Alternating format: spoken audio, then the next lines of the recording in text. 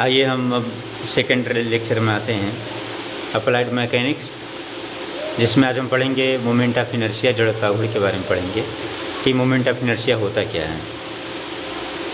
यह civil engineering के structure का मेन आपका टॉपिक होता है मोमेंट ऑफ इनर्शिया।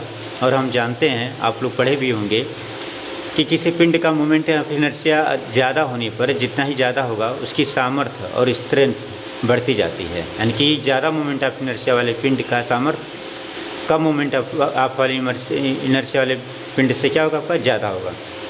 देखिए मोमेंट ऑफ इनर्शिया में आई बराबर होता है ए के स्क्वायर या आई बराबर होता है एम आर स्क्वायर। फिजिक्स में आप लोग पढ़ेंगे एम आर स्क्वायर, लेकिन इंजीनियरिंग में, सिविल इंजीनियरिंग में ज़्यादातर आई बराबर ए के स्क्वायर पढ़ा जाता है, जहाँ पे आई जड़ता घूर्ण है, एरिया ए को पिंड का क्षेत्रफल कहते हैं, एम को द्रव्यमान कहते हैं पिंड का, और के और आर दोनों को परिभ्रमण त्रिज्या कहा जाता है। यानी कि दोनों को कह सकते हैं के बराबर आर बराबर परिभ्रमण त्रिज्या है। तो हम इसकी डिफिनीशन क्या देंगे, किसी पिंड का जड़ता घूर्ण उस पिंड के क्षेत्रफल, द्रव्यमान तथा उस पिंड के अक्ष के परितः परिभ्रमण त्रिज्या के वर्ग के गुणनफल के बराबर होता है। यानी कि देखिए आई बराबर ए के स्क्वायर लिखे हैं, तो परिभ्रमण त्रिज्या का वर्ग और एरिया का गुणनफल के बराबर क्या होगा, मोमेंट ऑफ इनर्शिया होगा। इसे हम सेकंड मोमेंट ऑफ इनर्शिया भी कहते हैं, यानी कि द्वितीयक जड़ता घूर्ण भी कहा जाता है। तो आइए हम आगे देखते हैं इसमें कि द्रव्यमान जड़ता घूर्ण क्या होता है और क्षेत्रफल जड़ता घूर्ण क्या होता है। सबसे पहले द्रव्यमान जड़ता घूर्ण, मान लेते हैं कोई ये आपका एक पिंड दिखाया गया है, यह पिंड का संपूर्ण द्रव्यमान कैपिटल एम है और यह पिंड छोटे छोटे कणों से मिल करके बना है। तो छोटे छोटे कणों का द्रव्यमान मान लेते हैं m1, m2, m3, m4 dot dot dot ऐसे आपका है।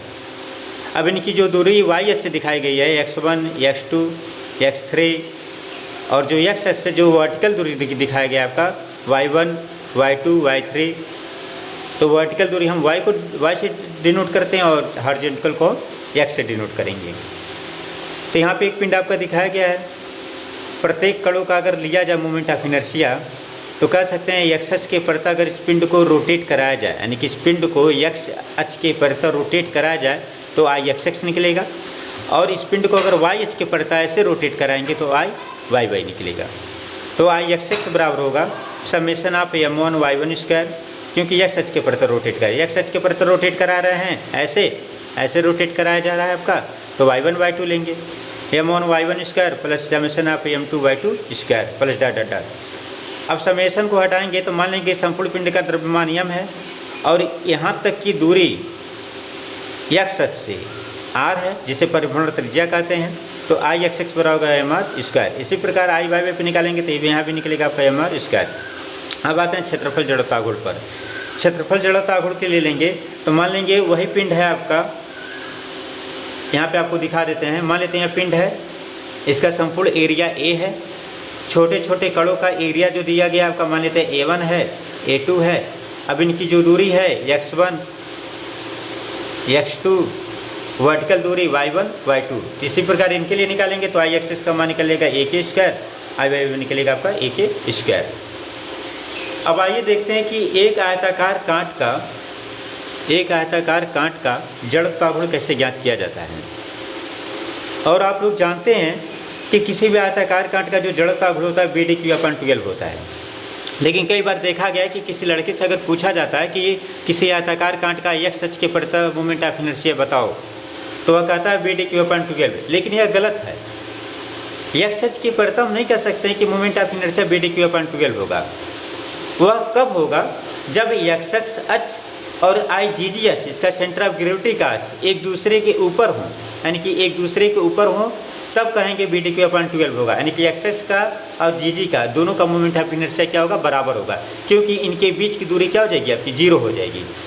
तो यहाँ पे हम निकालते हैं कि क्षैतिज आई जी की परितः जड़ता घूर्ण BDQ/12। तो ये आपका एक आयताकार कांट दिखाया गया है, मान लेते हैं वाई अक्ष है, एक्स अक्ष है, यह गहराई डी है, यह चौड़ाई आपका बी दिया गया है। तो एक्स अक्ष पर जड़ता घूर्ण के लिए हम एक्स अक्ष पर और जी अक्ष पर समांतर अक्ष का प्रमेय लगाएंगे, यानी कि इस पर और इस पर समांतर अक्ष का प्रमेय लगाया जाएगा। तो जब हम समांतर अक्ष का प्रमेय लगाएंगे तो कहा जा सकता है कि समांतर अक्ष का जो प्रमेय होता है आपका आई एक्स एक्स बराबर I g g plus A h square, यह समांतर अक्ष का प्रमेय होता है। आप लोग पढ़े भी होंगे पिछली कक्षाओं में कि आई एक्स एक्स बराबर I g g plus A h square. I x x बराबर निकालेंगे तो आई जी जी पे moment of inertia, centre of gravity पे मोमेंट ऑफ इनर्शिया किसी भी आयताकार कांट का होता है बी डी क्यू अपॉन 12, और एरिया बी इंटू डी, और एच की वैल्यू चूँकि एक्स एच और जी जी एच दोनों अलग अलग है आपका, आपको दिखाए हैं पीछे आपका कि आई एक्स एक्स नीचे है, आई जी जी आपका सेंटर पे है, तो दोनों के बीच की दूरी d/2 हम लेंगे, यानी कि कह सकते हैं इन दोनों के बीच की दूरी आप इन दोनों आई जी जी एच और एक्स एक्स एच पीछे बीच की जो दूरी आपकी d/2 होगा, तो d/2 लेके चलेंगे, d/2 पुटअप करेंगे तो आई एक्स एक्स का मान निकलेगा B D Q upon third, यानी कि जो एक्स एच पे मोमेंट ऑफ इनर्शिया होगा भी आपको पिछले जो फिगर में दिखाएं वह B D Q upon third होगा। इसी प्रकार ऊर्ध्वाधर आई जी जी पे निकाल सकते हैं, आई बाई बराबर होगा B D Q upon third होगा। अब आते हैं न्यूमेरिकल प्रॉब्लम फर्स्ट पर। एक न्यूमेरिकल हम लेते हैं टी सेक्शन का, टी कांट के लिए, कि टी सेक्शन का मोमेंट ऑफ इनर्शिया कैसे ज्ञात किया जाएगा। तो मान लेते हैं टी कांट आपका दिया गया है, यह आपका फ्लेंज है, यह आपका वेब है, या इसे वर्टिकल मेंबर को वेब कहते हैं और हॉरिजॉन्टल मेंबर को फ्लेंज कहते हैं। फ्लेंज की चौड़ाई 20 सेंटीमीटर है, मोटाई 5 सेंटीमीटर है। वेब की चौड़ाई 5 सेंटीमीटर है और गहराई आपकी दिया गया है 20 सेंटीमीटर, यहाँ पे दिखाया गया है। तो सबसे पहले इसका हम सेंटर ऑफ ग्रेविटी निकालेंगे, तब मोमेंट ऑफ इनर्शिया आपका ज्ञात होगा। तो इसका सेंटर ऑफ ग्रेविटी निकालने के लिए हमें A1, A2, X1, X2, Y1, Y2 यह निकालना पड़ेगा। तो A1 होगा 20/5, क्योंकि पहले कांट का जो एरिया होगा गहराई 20 दिया, चौड़ाई 5 दिया, तो 20/2500। X1 तो YH से पहले कांट के सेंटर तक की दूरी, तो YH से पहले कांट के सेंटर तक की दूरी कितना दिया है आपका 10, क्योंकि 20 का आधा होगा तो 10 होगा। Y1 तो XH से पहले कांट के सेंटर तक की दूरी, तो देखिए Y1 दिखाएं तो यह दूरी कितना होगा आपका 10, क्योंकि पूरी गहराई आती है, पहले कांट की जो गहराई 20 है तो आधा होगा 10 हो जाएगा।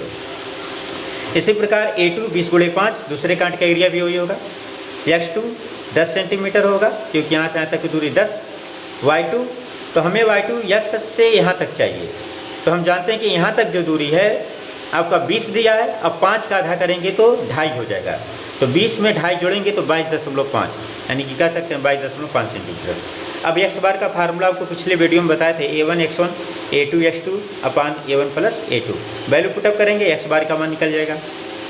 वाई बार का मान निकालने के लिए यह फार्मूला लगाएंगे तो वाई बार आपका निकल जाएगा।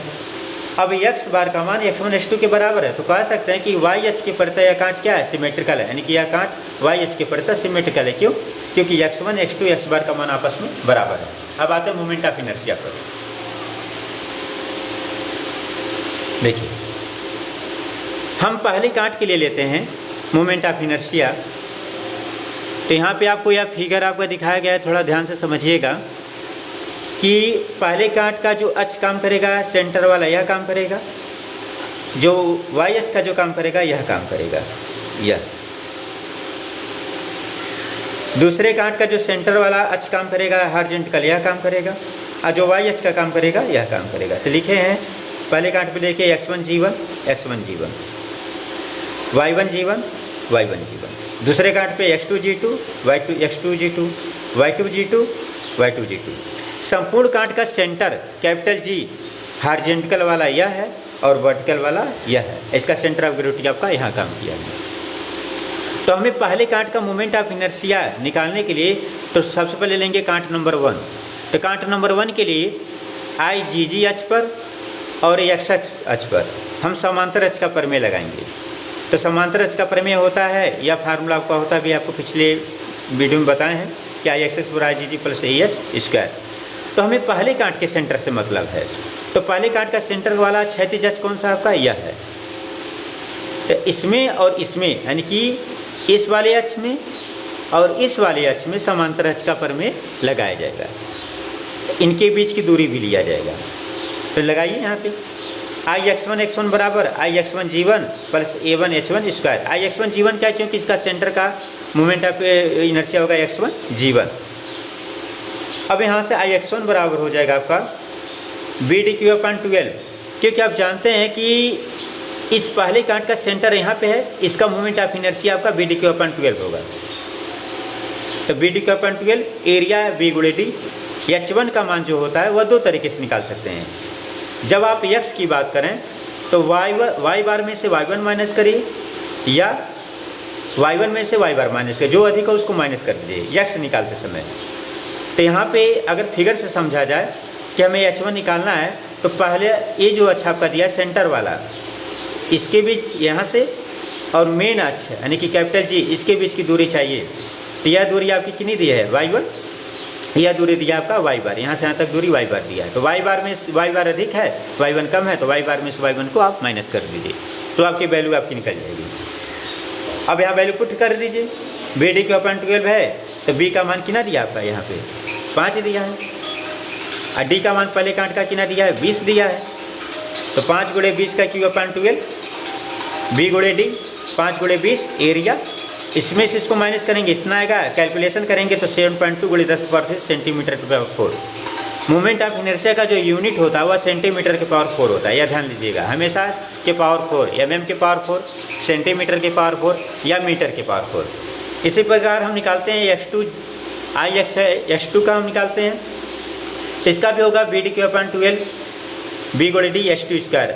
अब इसमें कौन सा प्रमेय लगाएंगे, समांतर अक्ष का प्रमेय लगाएंगे। किसके किसके बीच लगाएंगे, हम कैपिटल G इस वाले अक्ष के और इस वाले अक्ष के बीच में समांतर अक्ष का प्रमेय लगाएंगे। अब इसके बीच में समांतर अक्ष का प्रमेय लगाएंगे तो इनके बीच की दूरी जो होगी वह H2 होगा। क्या होगा आपका H2। अब वैल्यू पुटअप करिए BdQ/12, तो इसकी चौड़ाई जो पूरी दी गई है 20 दिया है, गहराई कितना दिया है, मोटाई 5 दिया है। तो 20 गुणे 5 का Q/12, एरिया 20 गुणे 5।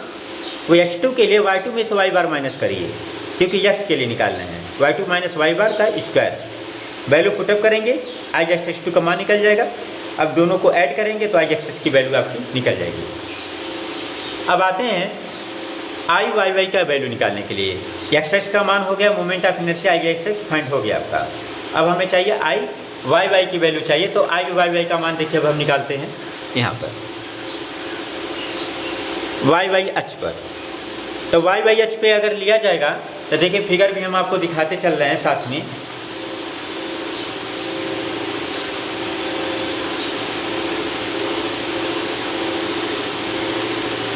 यहाँ से अब देखिए y अक्ष पे हमें चाहिए, तो Iyy बराबर होगा Iy1 प्लस Iyy2, क्योंकि दो कांट है दोनों को ऐड करेंगे। तो पहले Iyy निकालेंगे, तो Iyy निकालेंगे तब देखिए प्रमेय किसके किस अक्ष के बीच में लगाएंगे। आपका मेन आपका इस y का जो कैपिटल जी अक्ष है वह यह है, और पहले कांट का जो y1 g1 अक्ष है वह इसी पर है, यानी कि दोनों एक दूसरे के ऊपर है। कैपिटल जी और y1 g1 एक दूसरे के ऊपर है। इसके पहले x अक्ष पे जब आप देखे थे तो x1 g1 यहाँ काम किया है, जी यहाँ काम किया, तो दोनों अलग अलग था। लेकिन यहाँ पे क्या है, दोनों एक दूसरे के ऊपर है, यानी कि y1 g1 और कैपिटल G दोनों एक दूसरे के ऊपर हैं, यानी कि इनके बीच की दूरी क्या होगी, हॉरिजॉन्टल 0 हो जाएगा, यानी कि कोई दूरी नहीं होगा। तो निकालेंगे तो Iyy बराबर होता है DbQ/12, एरिया B गुणे D x1 माइनस x बार। चूँकि Iyy निकाल रहे हैं तो y के लिए हम x को लेते हैं, तो x1 माइनस x बार या x बार माइनस x1, H1 ज्ञात करने के लिए ये आप लोग ध्यान से देखिएगा। अब BdQ/12 की वैल्यू पुटअप करिए।